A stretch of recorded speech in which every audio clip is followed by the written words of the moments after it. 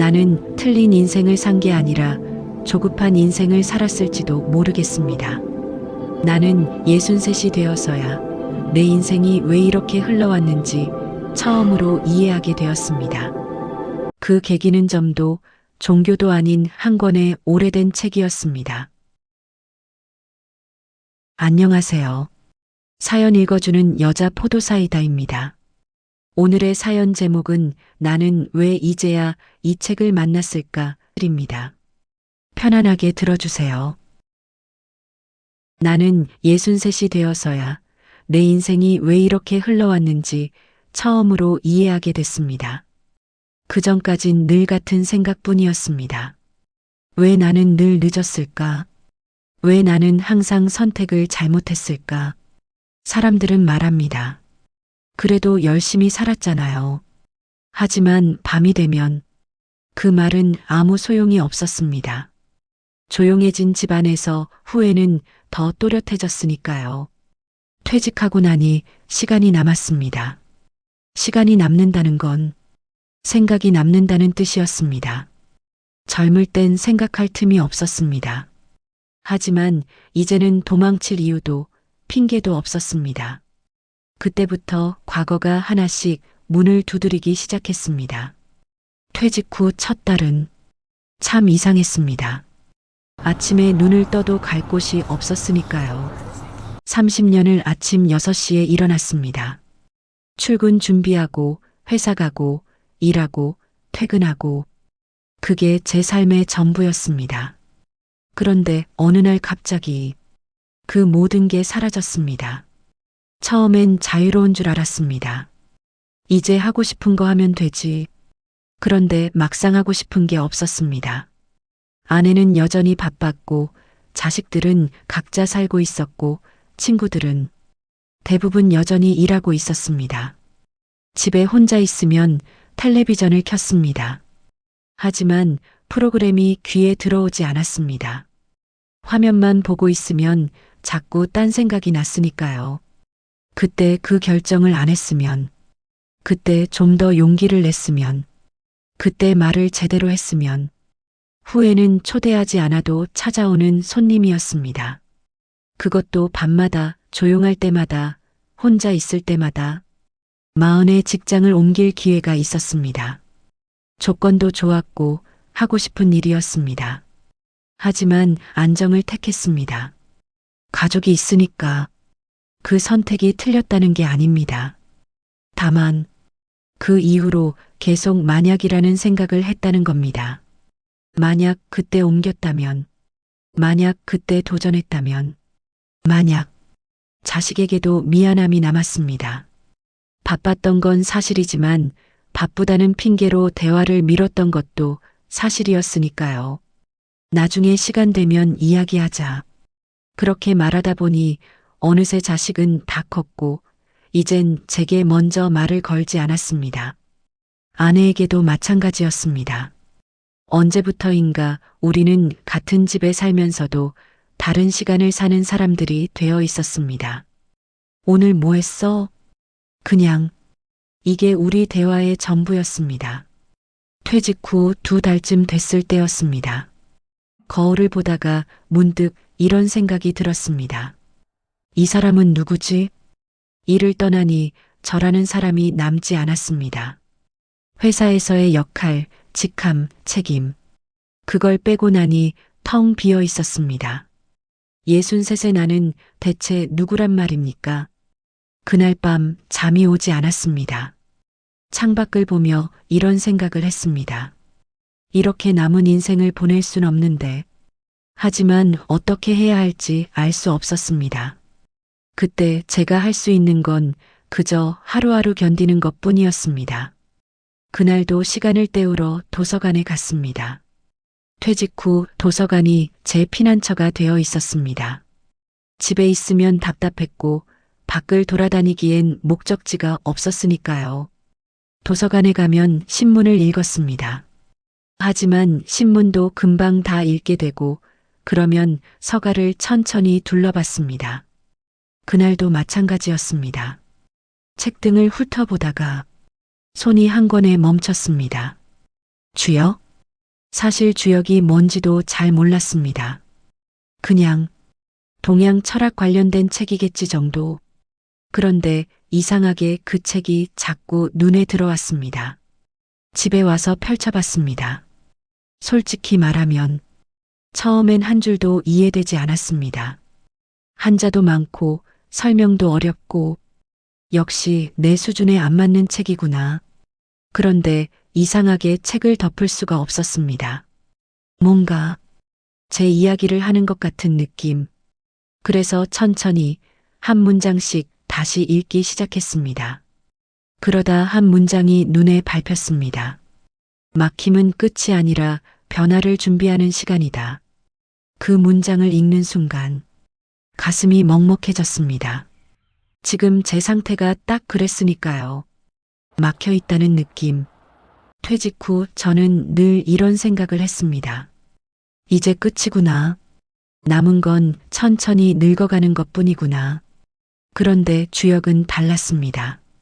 막힘이 끝이 아니라 변화를 준비하는 시간이라니. 그 문장 하나가 제 마음에 작은 구멍을 냈습니다. 혹시 아직 늦지 않은 건 아닐까? 그날부터 매일 조금씩 읽기 시작했습니다. 이해되지 않는 부분은 여러 번 읽었고 인터넷에서 해설도 찾아봤습니다. 쉽지 않았습니다. 하지만 이상하게 포기하고 싶지 않았습니다. 주역을 읽으며 조금씩 달라지기 시작했습니다. 뭐가 달라졌냐고요? 예전엔 하루를 그냥 흘려보냈습니다. 오늘도 똑같은 하루겠지. 그런데 주역을 읽고 나서는 하루를 조금 다르게 보게 됐습니다. 오늘은 어떤 흐름일까? 주역은 미래를 점치는 책이 아니었습니다. 지금 이 순간을 이해하는 책이었습니다. 그리고 과거를 용서하는 책이었습니다. 책을 읽으며 처음으로 이런 생각이 들었습니다. 내 인생이 완전히 잘못된 건 아니었을지도 모른다. 그 생각 하나가 제게는 큰 위로였습니다. 주역을 읽다 보니 자꾸 이런 구절이 나왔습니다. 때가 있다. 나아갈 때가 있고 물러설 때가 있다. 말할 때가 있고 침묵할 때가 있다. 움직일 때가 있고 멈출 때가 있다. 그 구절을 읽으며 문득 이런 생각이 들었습니다. 우리는 멈추는 법을 배우지 못한 세대였구나. 어릴 땐 가난해서 멈출 수 없었습니다. 먹고 살려면 일해야 했으니까요. 젊을 땐 가족 때문에 멈출 수 없었습니다. 아이들 키우려면 돈이 필요했으니까요. 중년엔 책임 때문에 멈출 수 없었습니다. 부모도 봐야 하고 자식도 뒷바라지해야 했으니까요. 우리는 이렇게 배웠습니다. 멈추면 뒤처진다. 멈추면 도태된다. 멈추면 가족을 위험에 빠뜨린다. 그래서 저는 몸이 아파도 일했습니다. 마음이 무너져도 참았습니다. 관계가 틀어져도 고개를 숙였습니다. 그게 어른인 줄 알았습니다. 그게 가장인 줄 알았습니다. 그게 책임감인 줄 알았습니다. 주역을 읽으며 처음으로 이런 생각이 들었습니다. 혹시 멈춰야 할 때도 있었던 건 아닐까? 주역은 무조건 나아가라고 말하지 않았습니다. 오히려 이렇게 말하는 듯 했습니다. 지금은 나아갈 때가 아니다. 지금은 멈춰야 한다. 지금은 버텨야 한다. 그 말이 이상하게 위로처럼 들렸습니다. 나는 평생 멈추지 않은 걸 자랑으로 살았습니다. 나는 한 번도 쉬지 않았어. 나는 끝까지 버텼어. 그런데 이제 와서 보니 그게 제 가장 큰 상처였다는 생각이 들었습니다. 45쯤이었을 겁니다. 몸이 안 좋았습니다. 병원에 갔더니 의사가 그러더군요. 좀 쉬셔야 합니다. 하지만 저는 쉬지 않았습니다. 괜찮아. 조금만 더 버티면 돼. 그렇게 버티다가 결국 더 큰 병을 얻었습니다. 지금 생각하면 그때 멈췄어야 했습니다. 한 달만, 아니 2주만이라도 쉬었더라면 몸도 마음도 다시 회복할 수 있었을 텐데 그런 일이 한두 번이 아니었습니다. 가족과의 약속도 그랬고, 친구와의 만남도 그랬고, 제 건강도 그랬습니다. 모든 걸 나중에로 미뤘습니다. 나중에 시간 되면. 그런데 그 나중은 결국 오지 않았습니다. 주역을 읽으며 깨달았습니다. 멈춤은 포기가 아니라는 것을, 멈춤은 나약함이 아니라는 것을, 멈춤은 때로 가장 현명한 선택이라는 것을 그제야 이해가 됐습니다. 왜 제 인생이 이렇게 흘러왔는지 저는 제때에 멈출 줄을 몰랐습니다. 그래서 많은 걸 놓쳤습니다. 하지만 그것도 제가 할 수 있는 최선이었습니다. 그 사실을 받아들이자 후회가 조금 가벼워졌습니다. 아내와의 관계도 그때부터 조금씩 달라졌습니다. 예전엔 말이 없으면 불안했습니다. 무슨 생각을 하는 거지? 왜 말이 없지? 혹시 마음이 떠난 건 아닐까? 그래서 괜히 말을 걸었습니다. 오늘 뭐 했어? 별일 없었어? 왜 말이 없어? 아내는 귀찮아했습니다. 그냥 피곤해. 그 말에 또 서운했습니다. 나한테 관심이 없는 건가? 그렇게 서운함이 쌓이고 오해가 쌓이고 거리가 생겼습니다. 같은 집에 살면서도 점점 멀어지는 느낌. 그러던 어느 날 주역에서 이런 문장을 읽었습니다. 말하지 않음도 하나의 응답이다. 그 문장을 읽는 순간 뭔가 깨달았습니다. 침묵이 거부가 아닐 수도 있다는 것을, 말이 없다고 마음이 없는 게 아니라는 것을. 그날 저녁 아내와 마주 앉았습니다. 텔레비전도 끄고 휴대폰도 내려두고 그냥 앉아 있었습니다. 아내도 아무 말이 없었습니다. 저도 말을 걸지 않았습니다. 이상하게도 불안하지 않았습니다. 오히려 편안했습니다. 그날 처음으로 알았습니다. 아내의 침묵이 거리감이 아니라 함께 있음이라는 것을. 그날 이후로 저는 아내에게 덜 물어보게 됐습니다. 말이 없어도 불안해하지 않게 됐습니다. 그러자 신기한 일이 일어났습니다. 아내가 먼저 말을 하기 시작했습니다. 어느 날 저녁 설거지를 하고 있는데 아내가 그러더군요. 오늘 마트에서 옛날 동네 사람을 만났어. 예전 같으면 그래? 그래서? 라고 물었을 겁니다. 하지만 그날은 그냥 들었습니다. 응. 그러자 아내가 계속 말했습니다. 어떤 사람을 만났고 무슨 이야기를 나눴고 어떤 기분이 들었는지. 제가 대답을 요구하지 않으니까 아내가 편하게 이야기하더군요. 그 이후로 우리 대화가 조금씩 늘어났습니다. 큰 대화는 아니었습니다. 그냥 일상적인 이야기들. 하지만 그게 좋았습니다. 30년을 함께 살면서 이제야 편하게 이야기하는 법을 배운 것 같았습니다. 어느 날은 아내가 이런 말을 했습니다. 요즘 당신 많이 편해졌어. 편해졌다고? 응. 예전엔 항상 뭔가 물어보고 확인하고 그랬는데 요즘은 그냥 있어. 그게 좋아. 그 말을 들으니 뭔가 뭉클했습니다. 제가 변하니까 아내도 편해진 거였습니다. 주역은 말했습니다. 억지로 채우려 하지 마라. 비움도 하나의 상태다. 저는 그 가르침을 아내와의 관계에 적용했습니다. 침묵을 억지로 채우려 하지 않았습니다. 거리를 억지로 좁히려 하지 않았습니다. 그러자 자연스럽게 가까워졌습니다. 지금 우리는 많은 말을 나누지 않습니다. 하지만 예전보다 훨씬 가깝습니다. 이제는 압니다. 말이 많다고 가까운 게 아니라는 것을, 함께 있는 것만으로도 충분하다는 것을. 주역을 만나지 않았다면 아내와 이런 관계를 회복하지 못했을 겁니다. 그 생각을 하면 참 다행이라는 생각이 듭니다. 자식과의 관계도 마찬가지였습니다. 예전엔 늘 답을 요구했습니다. 앞으로 계획이 뭐야? 언제까지 그렇게 살 거야? 좀 더 안정적인 길을 생각해봐. 걱정해서 하는 말이었습니다.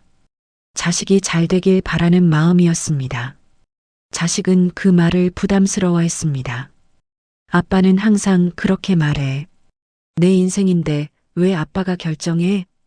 그렇게 말할 때마다 자식과 저 사이에 벽이 생겼습니다.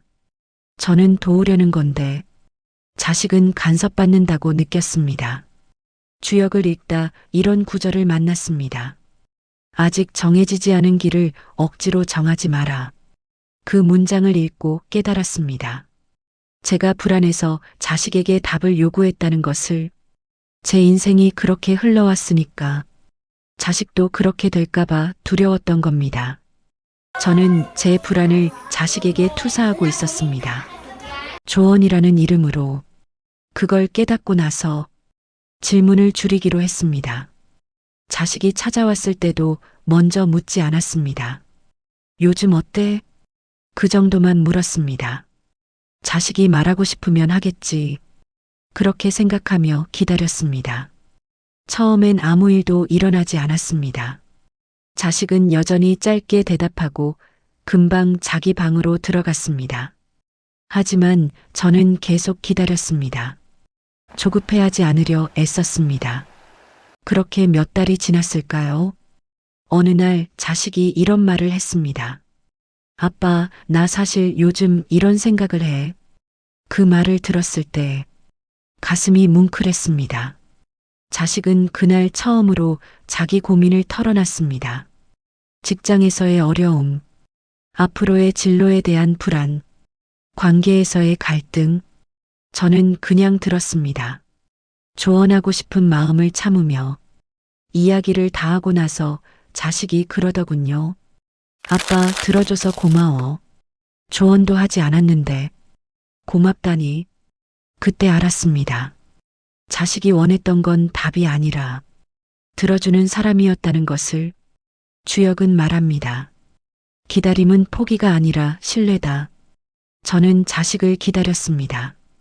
자식이 스스로 답을 찾을 거라 믿으며. 그러자 자식이 저를 찾기 시작했습니다. 예전엔 제가 물어봐야 겨우 대답했는데 이제는 먼저 이야기합니다. 지금 자식과 저는 한 달에 한두 번 밥을 먹습니다. 많은 이야기를 나누진 않습니다. 하지만 예전보다 훨씬 가깝습니다. 제가 자식의 인생을 조종하려 들지 않으니까 자식도 편하게 저를 대합니다. 좀 더 일찍 알았더라면, 자식이 자라는 동안 이렇게 대했더라면. 하지만 그때의 저는 몰랐습니다. 기다림이 신뢰라는 것을. 지금이라도 알게 된 게 다행입니다. 늦었지만 아직 관계를 회복할 시간은 남아 있으니까요. 예전엔 늙는 게 무서웠습니다.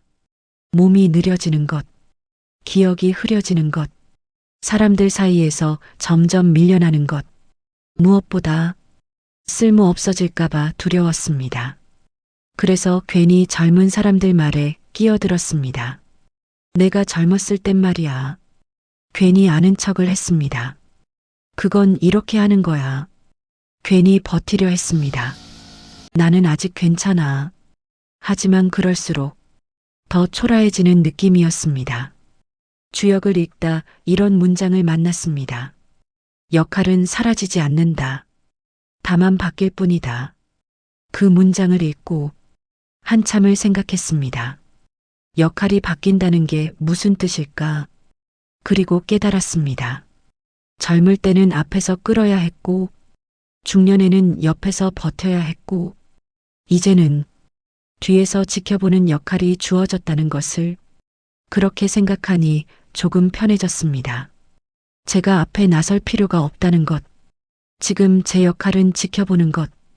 필요할 때 조용히 곁에 있어주는 것. 손주가 찾아왔을 때도 그렇습니다. 예전 같으면 이것저것 가르치려 들었을 겁니다. 이건 이렇게 하는 거야. 공부 열심히 해야 해. 하지만 이제는 그냥 함께 있습니다. 손주가 하는 이야기를 들어주고, 손주가 하고 싶은 걸 같이 하고, 어느 날 손주가 이런 말을 했습니다. 할아버지, 왜 그렇게 천천히 말해요? 그 질문에 순간 멈칫했습니다. 그리고 깨달았습니다. 나는 이제 빨리 말할 필요가 없는 사람이라는 것을 천천히 말하고, 천천히 듣고, 천천히 기다릴 수 있는 사람. 그게 지금 제 역할이라는 생각이 들었습니다. 주역은 말하지 않았습니다. 너는 무엇을 해야 한다고 이렇게 느끼게 했습니다. 지금 내 자리가 있다. 그 사실 하나만으로 저는 아직 이 세상에서 할 일이 남아있다는 확신이 들었습니다. 앞에 나서지 않아도 괜찮습니다. 빠르지 않아도 괜찮습니다. 쓸모가 없어 보여도 괜찮습니다. 제가 여기 있다는 것, 그것만으로도 의미가 있다는 생각. 늙음은 끝이 아니라 전환이었습니다. 다음 역할로 옮겨가는 과정이었습니다. 그렇게 생각하니 늙음이 더 이상 두렵지 않았습니다. 솔직히 말하면 죽음에 대해 생각하지 않으려 했습니다. 생각하면 너무 허무해질 것 같았고 너무 많은 게 의미 없어질 것 같았습니다. 예순을 넘기니 죽음이 더 이상 먼 이야기가 아니었습니다. 친구들이 하나둘 떠나기 시작했습니다. 장례식에 가는 횟수가 늘었습니다. 그럴 때마다 생각했습니다. 다음은 나일지도 모른다. 밤에 잠들 때도 이런 생각이 들었습니다. 내일 아침에 눈을 뜰 수 있을까? 그런데 주역에는 이런 식의 말이 많았습니다. 끝이 곧 시작이고 사라짐이 곧 전환이라는 말. 어느 날 밤 불을 끄고 누워 그 문장들을 떠올리다 이런 생각이 들었습니다. 혹시 죽음도 막힘이 아닐까? 완전히 끝나는 게 아니라 다음으로 넘어가기 전 잠시 멈추는 구간. 그렇게 생각하니 이상하게 숨이 편해졌습니다. 죽음을 두려움으로만 보지 않게 되자 지금의 하루가 조금 더 또렷해졌습니다. 괜히 서두르지 않게 되고, 괜히 화내지 않게 되고, 오늘 할 수 있는 것에 집중하게 됐습니다. 아침에 눈을 뜨면 이런 생각을 합니다. 오늘도 하루를 받았구나. 그 사실에 감사하게 됩니다. 당연한 게 아니라는 걸 아니까요. 하루하루가 선물처럼 느껴집니다. 죽음이 언제 올지는 모릅니다. 내일일 수도 10년 후일 수도 있습니다. 중요한 건 언제 오느냐가 아니라 그 전까지 어떻게 사느냐인 것 같습니다. 저는 이제 후회를 덜 하려고 합니다. 말하고 싶은 건 말하고, 하고 싶은 건 하고, 만나고 싶은 사람은 만나고, 나중에라는 말을 덜 하려고 합니다. 나중은 오지 않을 수도 있으니까요. 그렇게 살다 보니 죽음 앞에서 조금은 평온해졌습니다. 여전히 두렵습니다. 사라진다는 게, 사랑하는 사람들과 헤어진다는 게, 하지만 그 두려움이 저를 지배하지 않습니다. 오히려 두려움과 평온이 함께 있습니다. 그게 지금 제 상태입니다. 주역은 모든 것이 순환한다고 말합니다. 낮과 밤, 봄과 겨울, 삶과 죽음. 그렇다면 죽음도 끝이 아닐 수 있습니다. 다음 순환으로 넘어가는 문일 수도 있습니다. 확신할 수는 없습니다. 하지만 그렇게 믿는 것만으로도 마음이 편안해집니다. 남은 시간이 얼마나 될지 모릅니다. 하지만 그 시간을 후회 없이 살고 싶습니다. 억지로 붙잡으려 하지 않겠습니다. 자연스럽게 흘러가게 두겠습니다. 그리고 마지막 순간이 왔을 때 잘 살았다고 말할 수 있으면 좋겠습니다. 주역을 읽으며 가장 크게 달라진 건 바로 이거였습니다. 내 인생을 처음으로 인정하게 됐다는 것. 잘난 인생도 아니고 자랑할 인생도 아니지만 부끄러워 숨길 인생도 아니라는 생각. 그때의 나는 그때의 조건에서 최선을 다했다. 이 문장이 마치 제 인생을 대신해 말해주는 것 같았습니다. 그걸 받아들이자 마음이 한결 가벼워졌습니다. 후회는 완전히 사라지지 않았습니다. 하지만 나를 찌르지 않게 됐습니다. 그저 지나간 계절처럼 바라볼 수 있게 됐습니다. 그날 이후로 나는 내 인생을 실패라고 부르지 않습니다. 다만 조금 느렸고, 조금 돌아왔고, 조금 오래 버텼을 뿐이라고 말합니다. 예전엔 남은 인생을 생각하면 자꾸 계산부터 했습니다. 앞으로 몇 년을 더 살까? 건강은 얼마나 버텨줄까? 돈은 얼마나 남았을까? 그 계산 끝에는 늘 불안이 남았습니다. 그런데 주역을 읽으며 이런 생각이 들었습니다. 앞으로 얼마나 남았는지는 내가 정하는 게 아니구나. 그걸 받아들이자 계산이 줄었습니다. 대신 오늘 하루를 어떻게 보낼지가 중요해졌습니다. 아침에 일어나 창문을 열고 햇빛을 보는 일, 밥을 먹을 때 서두르지 않는 일, 걷다가 잠시 멈춰 숨을 고르는 일, 이런 사소한 순간들이 남은 인생을 지탱해주고 있다는 걸 그제야 알게 됐습니다. 주역은 큰 결정을 내려주지 않았습니다. 대신 작은 태도를 바꿔주었습니다. 예전엔 하루를 견뎌냈습니다. 이제는 하루를 살아냅니다. 아침에 눈을 뜨면 오늘은 어떤 흐름일지 잠시 생각합니다. 몸이 무거운 날엔 무리하지 않고, 기분이 가라앉은 날엔 말을 아끼고, 마음이 괜찮은 날엔 사람을 만납니다. 오늘은 오늘의 때가 있다. 그 생각 하나로 하루가 덜 버거워졌습니다. 무언가를 꼭 해내지 않아도 괜찮아졌습니다. 하루를 망쳤다고 자책하지 않게 됐습니다. 그저 오늘은 이런 흐름이었구나 하고 넘길 수 있게 됐습니다. 예전엔 내 역할이 끝났다고 생각했습니다. 회사에서도 사회에서도 점점 물러나고 있으니까. 그런데 어느 날 손주가 이런 말을 했습니다. 할아버지, 왜 그렇게 천천히 말해요? 그 질문에 순간 멈칫했습니다. 그리고 깨달았습니다. 나는 이제 빨리 말할 필요가 없는 사람이라는 걸. 천천히 말하고, 천천히 듣고, 천천히 기다릴 수 있는 사람. 그게 지금 내 역할이라는 생각이 들었습니다.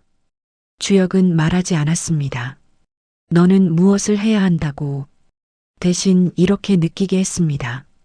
지금 내 자리가 있다. 그 사실 하나만으로 나는 아직 이 세상에서 할 일이 남아있다는 확신이 들었습니다.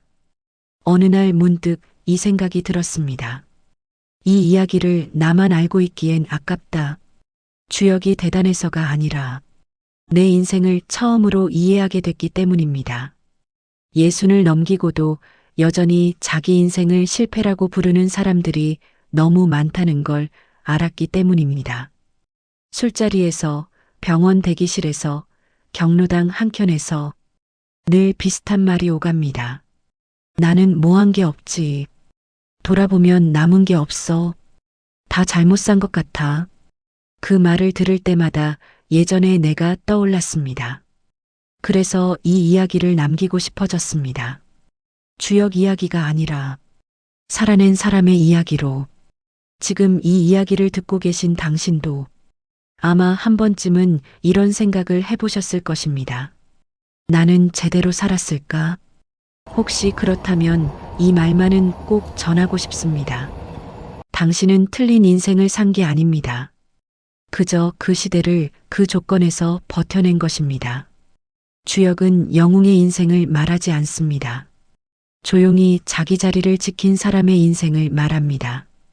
아무도 박수 쳐주지 않았지만 누군가는 덕분에 살아갈 수 있었던 인생. 그게 우리 인생입니다. 당신이 키운 자식, 당신이 돌본 부모, 당신이 지킨 가정, 그 모든 게 의미가 있습니다. 비록 지금 외롭고 쓸쓸하고 후회스러워도 당신의 인생은 충분히 가치 있었습니다. 저도 그랬습니다. 60세까지 제 인생을 실패라고 생각했습니다. 하지만 주역을 만나고 조금씩 달라졌습니다. 제 인생을 이해하게 됐고, 제 인생을 인정하게 됐고, 제 인생을 사랑하게 됐습니다. 당신도 그럴 수 있습니다. 늦지 않았습니다. 지금 이 순간도 당신의 때입니다. 후회를 내려놓고 지금을 살아보십시오. 오늘 하루만, 아니, 지금 이 한 시간만 온전히 지금에 머물러 보십시오. 그러면 조금씩 달라질 겁니다. 당신의 남은 인생도 충분히 의미 있을 수 있습니다. 주역을 통해 많은 문장을 읽었지만 결국 내게 남은 건 이것 하나였습니다. 지금 이 순간도 하나의 때다. 이미 지나간 때를 후회하느라 지금을 버리지 말 것. 아직 오지 않은 때를 걱정하느라 오늘을 잃지 말 것. 그걸 알게 된 이후로 나는 하루를 조금 더 정중하게 대하게 됐습니다. 밥 한 끼, 대화 한마디, 잠시의 침묵까지도 이 나이에 이 정도면 충분하다는 생각. 그 생각이 내 남은 인생을 지탱해주고 있습니다. 이제 이 이야기를 마무리하려 합니다. 혹시 이 이야기를 들으며 눈시울이 조금이라도 뜨거워졌다면 그건 당신 인생이 아직 살아있다는 증거입니다. 주역은 미래를 맞히는 책이 아닙니다. 과거를 이해하게 해주는 책이고 현재를 견디게 해주는 책입니다. 그리고 예순 이후의 인생을 조용히 안아주는 책입니다. 마지막으로 이 말만 남기고 싶습니다. 당신의 인생은 틀리지 않았습니다. 이제야 당신의 때가 온 것일지도 모릅니다. 여기까지 들어주셔서 감사합니다. 구독과 좋아요는 영상 제작에 큰 힘이 됩니다.